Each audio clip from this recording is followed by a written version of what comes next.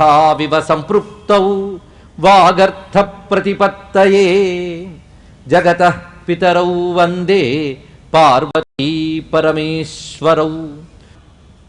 నారాయణ సమారంభాం వ్యాసశంకర మధ్యమాం అస్మదాచార్య పర్యంతాం వందే గురు పరంపరాం. ద్రుపదుడు ద్రోణునిపై ప్రతీకార బుద్ధితో ఉన్నట్ట. ఎందుకంటే ద్రోణుడు ద్రుపదునిపై ప్రతీకారం వహించి చేసిన అంశాన్ని చెప్పుకున్నాం మనం. అర్జునుని ద్వారా ఆ ద్రుపదుని బంధించి తీసుకొచ్చాడు ద్రోణాచార్యుడు. ఇప్పుడు ఆ ద్రుపదుడు అక్కడ తన పరాభవాన్ని అంగీకరించి తన రాజ్యాన్ని 2 భాగాలు చేశాడు. భాగీరథికి దక్షిణ పాంచాల భాగాన్ని తాను స్వీకరించి ద్రోణునికి ఉత్తర పాంచాలాన్ని అందించాడు. అది అహిక్షత్రపురము అని చెప్పబడుతున్నటువంటిది. ఇప్పుడు ఆ ద్రుపదునికి ద్రోణునిపై ప్రతీకారం ఉంది. అక్కడ తన ఓటమిని అంగీకరించినా సమయం కోసం ఎదురు చూస్తున్నాడు ఆయన కూడా. అందుకే ఎవరిని శత్రువుగా చేసుకున్న ప్రమాదమేనండి. వాళ్ళు తిరిగి సమయం కోసం చూస్తుంటారు దెబ్బతీయడానికి.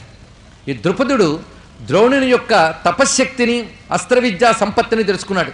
ఇతడు విప్రుడు, ఇతన్ని దెబ్బతీయాలంటే నాకు క్షాత్రం పనికిరాదు, అందుకు నేను కూడా తపస్సుల్ని ఆశ్రయించాలి అని ద్రుపదుడు ఆలోచించి అనేక మంది మహాత్ములైన మహర్షుల వద్దకు వెళ్ళి తను స్వయంగా అడిగేట, ద్రోణుని యొక్క సంహరించడానికి కావలసిన పుత్రుడు నాకు కావాలి, దానికి చెయ్యవలసినటువంటి క్రతువు మీరు చేయండి అని అడిగాడు. ఏ ఒక్కరూ ముందుకు రాలేదు. ఇక్కడ యాజుడు ఉపయాజుడు అని 2 సోదరులు ఉన్నారు. అందులో ఈ ఉపయాజుడు అనేటువంటి వాడు ఇలాంటి క్రియలకు అసలు ముందుకు రాట. కానీ మా అన్నకి మాత్రం కొంత అపేక్ష లేదు, ఒకటి ఉంటుంది కనుక మా అన్నని సంప్రదించి నీ పని జరగవచ్చు అని చెప్పాడు. అప్పుడు యాజుని వద్దకు వెళ్ళి ద్రుపదుడు అడిగితే అప్పుడు యాజుడు నీ క్రియను నేను చేస్తాను కానీ నాకు తమ్ముడు సహకారం కావాలన్నట్టు. అప్పుడు యాజుడు ఉపయాజుడు కలిసి ఒక అద్భుతమైన క్రతువుని చేశారు. ఈ క్రతువు చాలా విశేషమైనటువంటి అంశాన్ని ఇక్కడ ప్రస్తావన చేస్తున్నారు. ఈ క్రతువులో వివిధములైనటువంటి ఆహుతులు వేస్తూ ప్రధాన ప్రయోజనం ఏంటంటే భారద్వాజస్య హంతారం శోభిసంధాయ భూపతి ఆజహ్రే తథా సర్వం ద్రుపద కర్మసిద్ధయే. భారద్వాజస్య హంతారం అంటే భరద్వాజ పుత్రుడైన ద్రోణుని సంహరించడానికి గాను కావలసిన వీరుడు కోసం చేస్తున్నటువంటి క్రతువిధి. అలాంటి ఒక వీరునికి హవిస్సుని సిద్ధం చేసి హవిస్సుని మంత్రితం చేశారు. ఆ హవిస్సుని ద్రుపదుని యొక్క భార్యని స్వీకరించమని చెప్పారు. కానీ ఆమె స్వీకరించడానికి ఒక అభ్యంతరం చెప్పింది. నేను ప్రస్తుతం అలంకృతయ్యే ఉన్నాను, ఇంకా స్నానాదులన్నీ చెయ్యాలి, స్నానాదులకు పూర్వం చేయవలసినటువంటి అలంకారాలే ఉన్నాను, అందుకు నేను ఇప్పుడు స్వీకరించలేను అన్నది. అక్కడ యాజస్తు హవనస్యాంతే దేవీ మాజ్ఞాపయత్తదా ప్రైహిమాం రాజ్ఞి పృషతి మిథునం త్వాముపస్థితం. దీన్ని స్వీకరించి నువ్వు, దీని ద్వారా నీకు మంచి సంతానం కలుగుతుంది అని చెప్తే ఆమె అభ్యంతర పెడుతూ అవలిప్తం ముఖం బ్రహ్మన్ దివ్యాన్ గంధాన్ బిభర్మిచ సుతార్థే నోపలబ్ధాస్మి తిష్టయాజ మమ ప్రియే. కాసేపు ఆగు, తర్వాత తీసుకుంటానన్నదిటండి. ఇక్కడ ఒక విధానం ఉన్నది. ఒక మహాత్ముడు ఒక ప్రసాదాన్ని చేతికిస్తున్నప్పుడు వెంటనే తీసుకోవాలి. ఇది ఒక ప్రసాదం, పైగా హవిస్సు మంత్రితమైంది. పదార్థానికి ప్రసాదానికి చాలా తేడా ఉంది. హవిస్సు మంత్రపూతమవుతుంది కనుక దానికి శక్తిని వస్తుంది. అందుకు ఆ శక్తి కలిగిన హవిస్సుని తృణీకరించరాదు, వాయిదా వెయ్యరాదు. ఇవి తెలుసుకోవాల్సినది. ఈమె ఇప్పుడు కాదు తర్వాత తీసుకుంటానన్నదిట. వెంటనే ఆ యాజుడు గొప్ప మాట అన్నాడు. యాజేన స్రపితం హవ్యం ఉపయాజాభిమంత్రితం కథం కామం నసందంధ్యాత్ సత్వం విప్రేహి తిష్టత. నువ్విప్పుడు అంగీకరించినా అంగీకరించకపోయినా ఇది శక్తివంతమైన హవిస్సు. ఇది యాజుడు తయారు చేశాడు, ఉపయాజుడు మంత్రించాడు. తయారు చేసిన వాడి యొక్క తపశ్శక్తి, మంత్రితం చేసిన వాడి తపశ్శక్తి 2 కలిసి ఉన్నాయి. ఈ 2 కలిసినప్పుడు నువ్వు స్వీకరించినా స్వీకరించకపోయినా ఇది ఫలాన్ని ఇస్తుంది అని చెప్పాడు. ఇక్కడ ఆశ్చర్యకరమైన అంశం అండి ఇక్కడ అని చెప్పి వెంటనే దాన్ని అగ్నిహోత్రంలో వేశాడు హవిస్సుని. ఆమె స్వీకరించలేదు, అగ్నిహోత్రంలో వేశాడు. అగ్నిహోత్రంలో మంత్రితంగా వేసిన వెంటనే అగ్నిహోత్రం నుంచి ముందు ఒక మహాపురుషుడు ఉద్భవించాడు. ఆ ఉద్భవించిన వైనం ఎలా ఉందో వర్ణిస్తున్నాడు.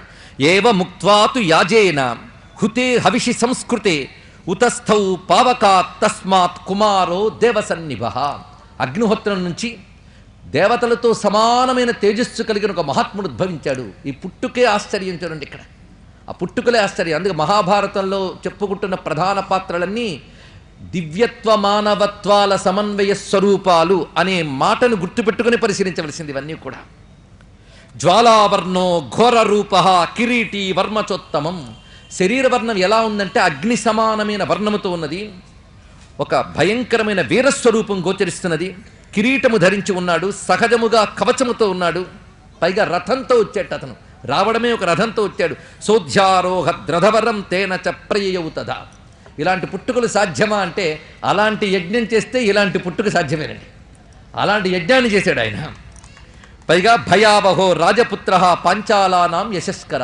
అప్పుడు ఆకాశవాణి ఒక మాట చెప్పిందిట. ఇప్పుడు పుట్టినటువంటి వాడు ఎవరంటే, మన ధర్మరాజు పుట్టుకప్పుడు కూడా ఆకాశవాణి మాట చెప్పుకున్నాం. ఇప్పుడు కూడా ఈ మహాత్ముని యొక్క జననంలో ఆకాశవాణి పలుకుతోంది. ఇతడు పాంచాలానాం యశస్కర. పాంచాల దేశానికి అనగా ద్రుపదుని యొక్క వంశానికి యశస్సు కలగజేస్తాడు. రాజ్ఞ శోకాపహో జాత. ఇతడు రాజు యొక్క శోకాన్ని పోగొడతాడు. ద్రోణవధాయవై, ద్రోణుని వధకై పుట్టినటువంటి వాడు అన్నారు. అతడే దృష్టద్యుమ్నుడు. ఆయన ఉద్భవించాడు. ఇత్యువాచ మహద్భూతం అదృశ్యం ఖేచరంతదా. ఆడ తర్వాత ఒక స్త్రీ ఉద్భవించింది అగ్నిహోత్రంలోంచి. యజ్ఞసేనుని యొక్క పుత్రిక ఈమె. అంటే యజ్ఞసేనుని పేరుపై యజ్ఞం జరుగుతోంది కనుక యజ్ఞసేనుడు అంటే ఎవరు? ద్రుపదుడు. అందుకు ఉద్భవిస్తున్నటువంటి యాజ్ఞసేనిని మనం ఇప్పుడు చూడబోతున్నాం. కుమారీ చాపి పాంచాలి వేది మధ్య సముత్థిత. అగ్ని నుంచి ఉద్భవించిందండి. ఇది తెలుసుకోవాల్సినటువంటి గొప్ప విషయం. దీనికి పూర్వయుగంలో అసుర సంహారం కోసం భూమి నుంచి ఉద్భవించింది శక్తి, ఇప్పుడు అగ్ని నుంచి ఉద్భవించింది శక్తి. ఇది తెలుసుకోవాల్సినది. అసురనాశనం కోసం ఉద్భవించిన ఒకానొక శక్తి స్వరూపం ఇది. శుభగా దర్శనీయాంగి స్వసితాయతలోచన శ్యామా పద్మఫలా సాక్షి నీలకుంచిత మూర్ధజ తామ్ర తుంగ నఖో శుభ్రుశ్చారుపీర పయోధర. ఆమె స్వరూపాన్ని ఇక్కడ వర్ణిస్తూ ఉన్నారు. ఇక్కడ చామనచాయమేనుతో ఉన్నటువంటి పద్మపత్ర నేత్రాలతో ఉన్నటువంటి తల్లి. నీలోత్పల సమో గంధ యస్యా క్రోశాత్ ప్రధావతి. ఆమె శరీరం నుంచి నల్ల కలువ యొక్క సుగంధము కొన్ని యోజనాల వరకు వ్యాపిస్తూ ఉన్నదిట. యా బిభర్తి పరం రూపం యస్యా నాస్త్యుపమా భువి దేవదానవ యక్షాణం ఇప్సితాం దేవరూపిణి. దేవదానవ యక్షులు కూడా ఆశ్చర్యకరంగా చూసి అద్భుతంగా గౌరవించేటువంటి దేవరూపిణి అయినటువంటి ఆమె. తాంపి జాతాం శుశ్రోణి వాగువాచ అశరీరిణి. ఆమె ఉద్భవించినప్పుడు అశరీర వాక్కు ఎలా వచ్చిందో చూపిస్తున్నాడు ఇక్కడ. అశరీర వాక్కు చెప్తూ ఉన్నది ఆమె యొక్క పుట్టుక యొక్క వైశిష్ట్యాన్ని. సర్వయోషిద్వరా కృష్ణ నినీషు క్షత్రియాన్ క్షయం. ఈమె స్త్రీల అందరిలోకి శ్రేష్ఠురాలు. ఇది ఆకాశవాణి అనగా దేవవాణి చెప్తున్నటువంటిది. కృష్ణ ఈమె పేరు. ఈమె ఎందుకు ఉద్భవించింది అంటే క్షత్రియాన్ క్షయం నినీషు. క్షత్రియుల్ని నాశనం చేయడానికే, అంటే అసుర అంశాలతో ఉన్నటువంటి క్షత్రియుల్ని నాశనం చేయడానికి ఉద్భవించిన కృష్ణ. ఆమె పేరు కృష్ణ. ఆకాశవాణి చెప్పింది ఆమె పేరు కృష్ణ అని. సురకార్యమియంకాలే కరిష్యతి సుమధ్యమ. ఈమె దేవకార్యాన్ని చెయ్యడానికి ఉద్భవించింది. సరిగ్గా ఈ సురకార్యమియంకాలే అనే మాటకి పనికొచ్చే మరొక్క మాట విందామా? దేవకార్య సముద్యత. ఈ దేవకార్య సముద్యత ఎక్కడి నుంచి ఉద్భవించింది? చిదగ్నికుండ సంభూత. ఇప్పుడు ఈవిడు కూడా అగ్నికుండంలోంచి ఉద్భవించింది. దేవకార్య సముద్యత, సురకార్యం కోసం ఉద్భవించింది అనగా ఈమె శక్తి అని చూపిస్తున్నారు. ఈవిడి పేరేమిటి? కృష్ణ. సరిగ్గా భాగవతంలో మహానుభావుడు కృష్ణ పరమాత్మ చెప్తాడు, నా సహోదరి అయినటువంటి పరాశక్తికి కొన్ని పేర్లున్నాయి, అందులో దుర్గా, కుముదిని, ముకుంద, కృష్ణ అని పేర్లున్నాయని చెప్పాడు. కనుక కృష్ణ ఎవరు? దుష్టసూదరి అయిన దుర్గా, ఆ శక్తి ఈవిడ. ఇది తెలుసుకోవాల్సింది. కృష్ణ సహోదరి అని చెప్పబడుతున్న పరాశక్తి. అస్యా హేతు కౌరవానాం మహదుత్పత్స్యతే భయం. ఈమె కారణంగా కౌరవులకు మహాభయము కలుగుతున్నది అని చెప్పారు. మొత్తం ఆమె యొక్క అవతార ప్రయోజనము భావి భారత కథా సూచన జరుగుతున్నది. ఇక్కడ మనం ఆలోచించవలసిన కొన్ని అంశములు ఉన్నాయి. యజ్ఞం జరంగానే ఉద్భవించిన మహాఫలాన్ని చెప్పినప్పుడు కొన్ని అద్భుతాలు మనకు కనిపిస్తూ ఉంటాయి. వాటిని ఆస్వాదిస్తూ గ్రహించగలిగితే కథ ఆగదు. అందుకు కొంచెం ఏకాగ్రత. ఉద్భవించింది మొత్తం భారతానికి ప్రధానమైన మహాశక్తి అండి. అందుకే 4 రోజుల్లో ఏనాడు జరగని ఒక అద్భుతం అని వాళ్ళు చూసాం. ఇక్కడ ఆ తల్లి ఉద్భవించింది. ఇప్పటి వరకు ఆగే ఇప్పుడే ఎందుకు ఆ దేవతలు కుశమూష్టి కురిపించారు వాళ్ళకే తెలియాలి. ద్రౌపదీదేవి యొక్క ఉత్పత్తి గాథ చాలా దివ్యమైనటువంటిది. మొత్తం భారతానికి మూలశక్తి ద్రౌపది. అత్యంత పవిత్రమైనటువంటి మూర్తి ఈ తల్లి. అందుకు ఈ తల్లి యొక్క వ్యక్తిత్వాన్ని, వైభవాన్ని ఆకాశవాణి చెప్పింది చాలా మేరకు. ఈమె పుట్టుకు ప్రయోజనం ఉన్నది. దుష్టజుమ్నుడు, ద్రౌపది కూడా. ఇక్కడ వీళ్ళ పుట్టుకల గురించి చూడాలి. ఇది తెలిస్తే మామూలుగా ఒక స్త్రీ గర్భంలోంచి వచ్చినటువంటి శరీరాలకున్న మర్యాదలు వేరు. అయోనిజలుగా ఒకరు అగ్ని నుంచి, ఒకరు నీటి నుంచి, ఒకరు నేల నుంచి వచ్చినటువంటి చరిత్రలు ఉంటాయి. అలాంటి దివ్యమైన చరిత్రల వాళ్ళ యొక్క శరీర నియమాలు వేరు. ఇది ముందు గ్రహించగలిగితే తర్వాతి వృత్తాంతంలో కొన్ని సందేహాలకు సమాధానాలు లభిస్తాయి. అందుకు ఒక పాత్ర గురించి మాట్లాడేటప్పుడు వాళ్ళు కూడా మనలాంటి స్థాయి ఉన్న వాళ్ళు అనుకోరాదు. కొంతమంది ఇక్కడ కువ్యాఖ్యలు చేస్తూ ఆధునికులు, ఎందుకంటే వీళ్ళు అటు నాస్తికులైన బాగుండు, ఇటు ఆస్తికులైన బాగుండు, అటుకి కాక ఇటుకి కాక ఉంటారండి. వీళ్ళ వల్ల చాలా ప్రమాదాలు ఉంటాయి. వీళ్ళు ఏంటంటే ఈ కథలు కొన్ని కల్పితాలను పక్కకు తోసేస్తే బాధ లేదు, వీటిని తీసుకొస్తారు. ఋషులు చెప్పిన అంశాన్ని అంగీకరించడానికి వీళ్ళు నాస్తికత్వం ఒప్పుకోదు. ఏమంటే అగ్నిహోత్రుల నుంచి పుడతారా, మరుగుదాల నుంచి పుడతారా అంటే క్లోనింగ్తో అనే ప్రక్రియతో అనేకమైన సంతానాలు కలిగించవచ్చు అనే విషయం కొన్ని దశాబ్దాల క్రితం ఎవరికీ తెలియదు. ఇప్పుడే సాధ్యమైంది కదా. కనుక ఇప్పుడున్నది ఒకప్పుడు తెలియదు, ఒకప్పుడున్నది ఇప్పుడు తెలియకపోవచ్చు. పైగా అక్కడ ఒక యజ్ఞం, ఒక తపస్సు, ఒక ప్రక్రియ జరుగుతుంది. నేటికి ఇలాంటి అద్భుతాలు చాలా కనబడుతుంటాయి. అందుకే ఆ పుట్టుకలో ఉన్న ప్రత్యేకతను ముందు మనం తెలుసుకోవాల్సింది. దీనికి మనశాస్త్రాలతోనే సమాధానం చెప్పుకుంటే, ద్రౌపది పుట్టుక యొక్క వృత్తాంతాన్ని చెప్పుకోవడం వల్ల మనం ఇప్పటి వరకు చెప్పుకున్న ధర్మరాజాది గాథలను కూడా ఒక్కసారి సమాధానం చెప్పుకోవచ్చు. అందుకే కొన్ని చోట్ల చెప్పనేది మరికొన్ని చోట్ల చెప్పుకుంటాం. అది అందరికీ సమమైన చర్చ మనం చేయవచ్చు. మన శాస్త్రాలు ఇందాక చెప్పుకున్నాం, మన వేద విజ్ఞానం ఎన్ని రకాలుగా చెప్తుందో అని. 2 రకాల పుట్టుకలు ఉంటాయని వైశేషిక దర్శన సూత్రం చెప్తోంది. తత్ర శరీరం ద్వివిధం యోనిజం అయోనిజంచ. 2 రకాల పుట్టుకలు ఉంటాయట, యోనిజం అయోనిజం అని 2. అంటే స్త్రీ నుంచి ఉత్పన్నమైనటువంటి, స్త్రీ గర్భం నుంచి కలిగినటువంటి సంతానం ఒకటి, ఆ గర్భావసరం లేకుండా కలిగే సంతానాలు కూడా ఉంటాయి అన్నారు. సంత్యయోనిజాహ అని మరొక సూత్రం కూడా కనబడుతుంది ఆ వైశేషిక దర్శనంలో. దీన్ని బట్టి మనుష్యుల పుట్టుకలు 4 రకాలుగా ఉంటాయని మన వేదాంత శాస్త్రం చెప్తున్న అంశాన్ని పరిశీలించాలి. మొట్టమొదట ఆ పుట్టిన వారు పూర్వజన్మ సంస్కారాల వల్ల మహాత్ములై ఇక్కడే జీవన్ముక్తిని పొందుతారట. వీళ్ళు మహాత్ములు. వీళ్ళు ఆ జీవన్ముక్తి పొందిన వాళ్ళు నతస్య ప్రాణాహ్యుత్క్రమంతి. వాళ్ళ ప్రాణాలు ఎక్కడికో పైలోకాలకు పో, సర్వవ్యాపకమైన బ్రహ్మంలో ఐక్యమవుతారు. వాళ్ళు జీవన్ముక్తులుగా ఉన్న దశలోనే శరీరంలో ఉన్నప్పటికీ వాళ్ళు సర్వవ్యాపకమైన బ్రహ్మముతోనే తాదాత్మ్యం చెందుతారు. తర్వాత ప్రారబ్ధవశాత్తు శరీరం పతనమవుతుంది, వాళ్ళు సర్వవ్యాపకమైన బ్రహ్మములోనే ఉంటారు. వీళ్ళకి ఉత్క్రమణము లేదు అన్నారు. అంటే పైలోకాలకు వెళ్ళడం అనేది లేదు, ఎందుకంటే బ్రహ్మము సర్వవ్యాపకము. ఇది ఉపనిషత్తులు ప్రతిపాదించేటువంటి జీవన్ముక్తావస్థ. వీళ్ళు మహాత్ములు. అలాంటి వారిని ఒక్కరిని కనబడ్డా మనం దండం పెట్టవలసిందే. కానీ భారతదేశంలో జీవన్ముక్తులకి ఏ యుగంలోనూ లోటు ఉండదండి, ఇది తెలుసుకోండి. అది ఈ దేశం. అందుకే కొన్ని దశాబ్దాల క్రితం ఒక రమణ మహర్షిని, ఒక కంచి మహాస్వామి వారిని మనం స్మరించుకుంటాం, పరమాచార్యుల వారిని. వీళ్ళు జీవన్ముక్తులు. అలాగే ఇప్పుడు లేరని చెప్పలేం, ఇప్పటికీ ఉన్నారు అనేక మంది జీవన్ముక్తులు. ఇక రెండవది నిష్కామ కర్మానుష్ఠాతలు అని చెప్పుకోవాలి. వీరు ఉపాసనా మార్గంలో ఉన్నటువంటి వాళ్ళు. వీళ్ళు దేవయాన మార్గం ద్వారా సగుణ బ్రహ్మలోకానికి చేరతారు. వీళ్ళకి ఉత్క్రమణమే, అంటే సగుణ బ్రహ్మలోకానికి చేరతారు. అలా చేరిన వాళ్ళు క్రమముక్తిని పొంది మళ్ళీ వాళ్ళు తిరిగి జన్మించరు. వీళ్ళు ఉత్తములేనండి. వీళ్ళు ఉపాసన మార్గం, మొదటిది జ్ఞాన మార్గం ద్వారా జీవన్ముక్తులు, ఉపాసనా మార్గం ద్వారా క్రమముక్తిని పొందేటువంటి వాళ్ళు వీరు సగుణ బ్రహ్మోపాసకులు అంటారు వీరు. ఇది రెండవ వారు. ఇక మూడవ వారి విషయాన్ని ప్రస్తావన చేస్తే కామ్య కర్మానుష్ఠాతలు. ఇవి జాగ్రత్తగా వినవలసిందండి, దాన్ని బట్టి ద్రౌపది అర్థమవుతుంది. అంతేకాదు జీవుల గతులన్నీ అర్థమైపోతుంది. దీన్ని బట్టి మన తర్వాత గతి ఏమిటో మనమే చెప్పుకోవచ్చు, ఇంకెవరికి చెప్పక్కర్లే. మన స్థితి బట్టి మనం గ్రహించవచ్చు. ఇక్కడ మొదటి జీవన్ముక్తులు, రెండవది క్రమముక్తులు అంటారు. వీళ్ళు సగుణ బ్రహ్మ లోకాలకి వెళతారు. వీళ్ళు కైలాసానికి, వైకుంఠానికి ఇలా వెళ్ళి క్రమంగా బ్రహ్మములో ఐక్యమవుతారు. వీళ్ళు క్రమముగా, అది క్రమముక్తి. ఇక రెండవది కామ్యకర్మానుష్ఠాతలు. వీళ్ళు పితృయానం అనే మార్గం ద్వారా వెళతారు వీళ్ళు అన్నారు. కామ్యకర్మానుష్ఠాతలు అంటే వేదము చెప్పిన కర్మలని సంకల్పపూర్వకంగా ఆచరిస్తూ ధర్మబద్ధంగా జీవించే మహాత్ములు వీళ్ళు. అటు ఉపాసకుల కంటే జ్ఞాన మార్గం కంటే క్రిందివారే కానీ గొప్పవారు వీరు. వీళ్ళు ధర్మబద్ధంగా కర్మానుష్ఠాతలు ఉంటారు. వీళ్ళు దివ్యలోకాలకు వెళ్ళి, అంటే ఇంద్ర చంద్రాది లోకములకు వెళ్ళి, ఆ వెళ్ళే మార్గం పేరు పితృయాన మార్గం అండి. ఇది తెలుసుకోవలసినది. జీవన్ముక్తుడికి ఏ యానము లేదు. ఉపాసకులైనటువంటి వారు దేవయానము ద్వారా వెళతారు. ఈ కర్మానుష్ఠానవేత్తలు పితృయాన మార్గం ద్వారా వెళతారు. వెళ్ళిన వాళ్ళు ఉత్తమ జీవులు గనక ఆ దివ్యలోకములు సుఖాలు అనుభవించి మళ్ళీ భూమి యందు గొప్ప జన్మలు పొంది వస్తారు.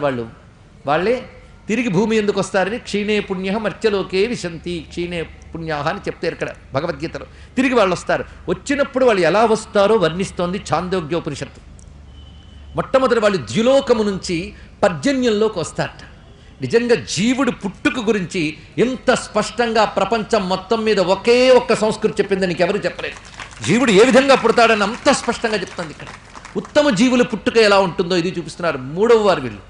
వాళ్ళు ద్యులోకం నుంచి, అంటే ఉత్తమ ఊర్ధ్వలోకాల నుంచి పర్జన్యుల్లోకి వస్తారట. ఆ ఆ వచ్చినప్పుడు జలరూపంగా ఉంటూ తద్వారా పృథివిలోకి ప్రవేశిస్తారు. ఈ పృథివిలోకి ప్రవేశించి అన్నము ద్వారా పురుషుల్లోకి ప్రవేశిస్తారు. పురుషుడి ద్వారా స్త్రీ గర్భంలోకి ప్రవేశించి సంతానంగా కలుగుతారు అని చెప్పారు. ఇది పద్ధతి. మొత్తం 5 అగ్నులు చెప్పారు ఇక్కడ. ద్యులోకము, పర్జన్యము, పృథివీ, పురుషుడు, యోషిత్తు. యోషిత్ అంటే స్త్రీ.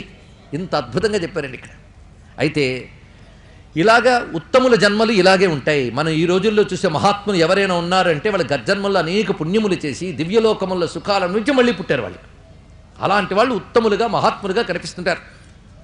నిషిద్ధ కర్మానుష్ఠాతలను 4వ వారు ఉన్నారు. అంటే పాపకర్మలు చేసేవాళ్ళు, ధర్మాధర్మ విచక్షణ లేని వాళ్ళు. వీళ్ళకి దేవయాన మార్గము లేదు, పితృయాన మార్గం అంతకంటే లేదండి. వాళ్ళు మళ్ళీ జనన మరణ రూపమైనటువంటి మార్గంలో పుడుతూ చస్తూ రకరకాల దుఃఖాలు అనుభవిస్తూ క్షుద్ర జన్మలు కూడా పొందుతూ ఉంటారు. ఎక్కువ పుట్టుకలు ఇవే సాధారణంగా. 4వది కనుక 4 గతులు జీవులకి. ఇప్పుడు మన స్థితి 1, 2, 3, 4 అంటే అది తాము చేస్తున్న పద్ధతి బట్టి ఎవరికి వాడు తమ భవిష్యత్తు వాళ్ళే నిర్ణయించుకోవచ్చే. జ్యోతిష్ శాస్త్రవేత్తకి వెళ్ళక్కలే. నిషిద్ధ కర్మలు అంటే పాపాలు చేసేవాళ్ళ గతులు ఇలా ఉంటాయి. వాళ్ళు భయంకరమైనటువంటి నరకాదులు అనుభవించి మళ్ళీ క్షుద్ర జన్మలు ఎత్తుతూ ఇక్కడికిక్కడే తిరుగుతారు. వాళ్ళు ద్యులోకం నుంచి అలా దిగిరారు వారు. ఇది వారి యొక్క పద్ధతి అని చెప్తున్నాడు ఇక్కడ.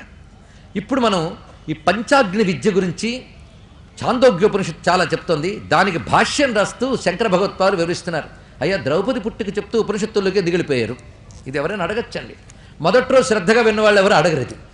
మహాభారతం ఉపనిషద్విద్య అనే మాటని చెప్పాడు ఇక్కడ మహానుభావుడు. అది ఉపనిషత్తు ఇదే, యజ్ఞము ఇదే, ధర్మం ఇదే, అన్నీ ఉన్నాయి భారతంలో. లేనిదేది. ఈ ఉపనిషద్ విద్యను ఎందుకు ప్రస్తావన చేస్తున్నామంటే ఇక్కడ మహాభారత అంశం ఉంది గనక అందుకు చెప్తున్నాం. సరిగ్గా బ్రహ్మసూత్రాల్లో స్మర్యతేపిచ లోకే అని ఒక మాట ఉన్నది. దానికి భాష్యం రాస్తూ శంకర భగవత్పాదుల వారు ఒక విషయం చెప్తున్నారు ఇక్కడ. కొందరు పుట్టుకొల్ట ద్యులోకం నుంచి పర్జన్యంకి, పర్జన్యం నుంచి పృథివిలోకి ఇలా వస్తూ ఉన్నప్పుడు కొందరు క్రమం మారుతాయిటండి. వాళ్ళకి కొన్ని అగ్నులు అవసరం లేదన్నాడు. అంటే ద్యులోకం నుంచి పర్జన్యంలోకి వస్తారు, పర్జన్యం ద్వారా పృథివిలోకి వస్తారు. కానీ పురుషుడు అవసరం లేకుండా యోషిత్తులోకి వెళ్ళి పుట్టే పుట్టుకలు ఉన్నాయన్నాడు ఇక్కడ. అక్కడ పురుషుడు అవసరం ఉండదు, యోషిత్తులోకి వెళతాయిట అలాంటి పుట్టుకలు. ఒక్కొక్కప్పుడు పురుషుడు యోషిత్తు కూడా అవసరం లేకుండా వచ్చే పుట్టుకలు కూడా ఉంటాయి. ఇవి సర్వసాధారణం కాదు, ఇది తెలుసుకోవాల్సింది. సర్వసాధారణం కాదు, ఎక్సెప్షనల్. ఇది కేవలం కొద్ది మాత్రమే ఉంటాయి. ఆ కొద్ది మాత్రం ఉన్న వాళ్ళే గొప్పవాళ్ళు కనుక ఆ గొప్ప వాళ్ళ కథను మనం చెప్పుకుంటున్నాం ఇక్కడ. వాళ్ళు ఇవి సహజంగా అందరిలో ఎక్కువగా ఉండవండి. సాధారణ మనం ఎలాంటి కథలు చెప్పుకుంటామంటే మెజారిటీలో ఉన్న కథలు చెప్పుకుంటూ ఉంటాం. అది కాదు, మనకి అరుదైనటువంటి వృత్తాంతాలు. ఎప్పుడు మహాత్ముల జన్మలు అరుదే, తెలుసుకోండి ఇక్కడ. మహాత్ముల జన్మలు అరుదే. అరుదైన మహాత్ముల యొక్క చరిత్ర చెప్పుకుంటేనే మనం గొప్పగా ఎదిగే అవకాశం ఉంటుంది. కానీ మనలాంటి వాళ్ళ కథలే మనం చెప్పుకుంటూ ఉంటే మనం ఎప్పుడు ఇలాగే ఉంటాం, కానీ ఎదిగే అవకాశం లేదు. అందుకే మనకంటే గొప్పవారు, గొప్ప పుట్టుకలు కలిగిన చరిత్రల్ని మన గ్రంథాలు కూర్చోబెట్టి చదివిస్తాయి. తద్వారా మహాత్ముల స్మరణ చేత మనం ఉన్న స్థితి నుండి ఉన్నత స్థితికి వెళ్ళవచ్చు. అది తెలుసుకోవాల్సింది. అలా ఇక్కడి మహాత్ముల పుట్టుకల్లో వివరిస్తూ శంకర భగవత్పాదుల వారు ఉదాహరణ చెప్తున్నారు. అపిచ స్మర్యతే లోకే ద్రోణ దృష్టజుమ్న ప్రభృతీనాం సీతా ద్రౌపదీ ప్రభృతీనాంచ అయోనిజత్వం అన్నారు ఇక్కడ. అక్కడ ఆయన ఉదాహరణగా తీసుకున్నది ద్రోణ దృష్టజుమ్న ప్రభృతీనాం సీతా ద్రౌపదీ ప్రభృతీనాంచ అయోనిజిత్వం. ఇందులో ద్రోణుడు, దృష్టజుమ్నుడు, సీతా ద్రౌపది మొదలైన వారు అయోనిజులు అని ఒక మాట చెప్పారు. ఈ అయోనిజిత్వంలో కూడా 2 భాగాలు ఉన్నాయండి. ఇది తెలుసుకోవాల్సింది. పురుషుడు నిమిత్తంగా ఉంది కానీ స్త్రీ అక్కడ ఉండదు. అలా వచ్చినటువంటి అయోనిజిత్వం ఒకటి ఉన్నది అన్నాడు. అక్కడ మనం చూడాలి అంటే భరద్వాజ మహర్షి తన తేజస్సుని కుండలో పెట్టగా ద్రోణుడు వచ్చాడు. ఇక్కడ పురుషుడు ఉన్నాడు కానీ స్త్రీ లేదు. ఇది ఒక అయోనిజిత్వం అన్నాడు. అలాగే స్త్రీ ఉంది కానీ పురుషుడు అక్కడ నిమిత్తంగా ఉన్నాడు. అదేమిటి అంటే మనకి మహానుభావుడైనటువంటి ధర్మరాజాదులు పుట్టుక. అక్కడ పాండురాజు పురుషుడే కానీ ఆయన యొక్క నిమిత్తం అక్కడ లేదు.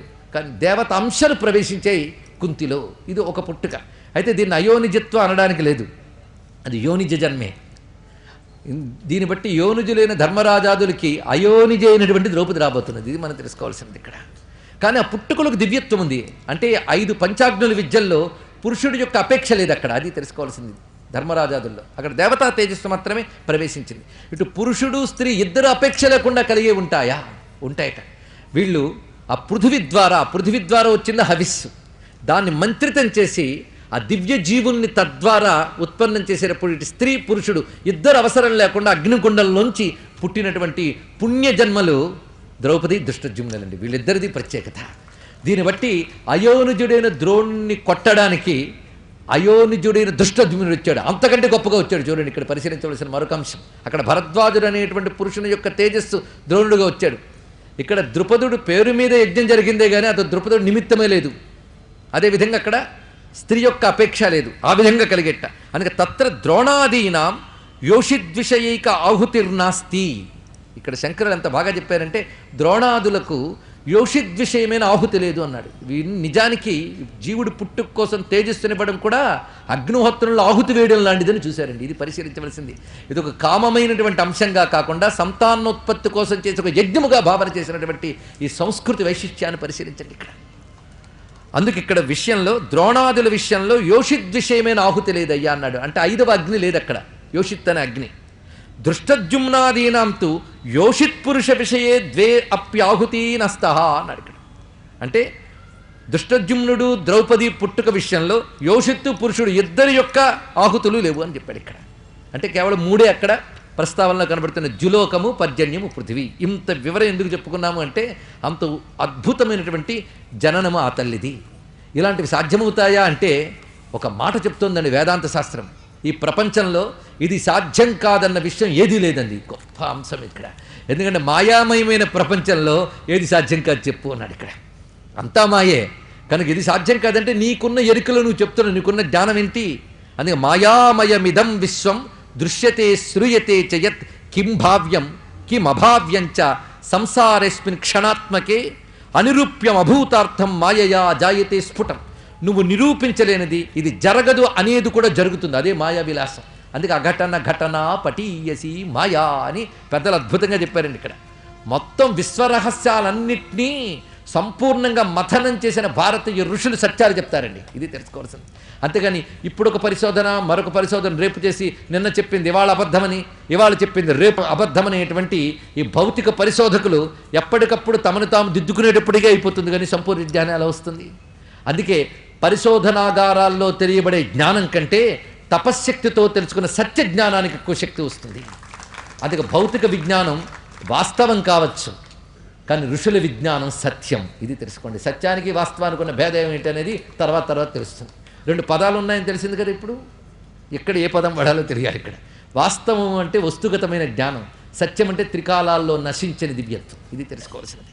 మొత్తానికి పుట్టినటువంటి ఆ మహాత్మురాలు కుల పవిత్ర సితేతరోత్పల కోమలామల వర్ణ ఉత్పల సుగంధి లసన్మహోత్పల పత్రనేత్ర అరాళ కుంతల విభాసిని దివ్యతేజము దాల్చి ఒక్క కుమారి తజ్వలన కుండము నందు పుట్టె ప్రసన్నమూర్తి ముదంబుతో అంటున్నారు నన్నయ్య గారు. ఋషి వంటి నన్నయ్య కదా. అందుకే శబ్దం ఎంత చక్కగా చూపిస్తున్నారంటే వ్యాసుడు చెప్పిన దాంట్లో ప్రధానమైనవి తీసుకున్నాడు. కుల పవిత్ర.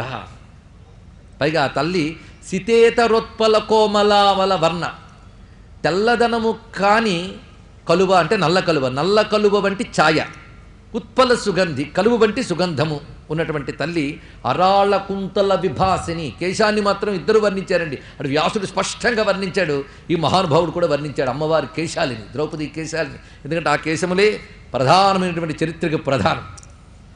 మర్చిపోరాదు. ఈ తల్లి కాళీ, ఈ తల్లి దుర్గా. సరిగ్గా హనుమంతుడు సీతమ్మ గురించి చెప్తూ సీతమ్మ మహాలక్ష్మి అయ్యా ఒప్పుకుంటాం, కానీ అధర్మపరుడైన నీ పాలికి మాత్రం కాళరాత్రి ఇది తాం విద్ధి అంటాడు రామాయణంలో. ఆ కాళరాత్రి స్వరూపాన్ని ఇక్కడ భావన చేసుకోవాలి. దివ్యతేజము, దివ్యతేజము అనడంలోనే ఇది భౌమము మానుషము కాదు అనే అంశం మనకు స్పష్టమవుతున్నది. అలాంటి దివ్యతేజము దాల్చి ఈ తల్లి ఉత్పన్నమైనది అనేటువంటి అద్భుతమైన అంశాన్ని ప్రస్తావన చేశారు. ఇది ద్రౌపది జనన గాథ.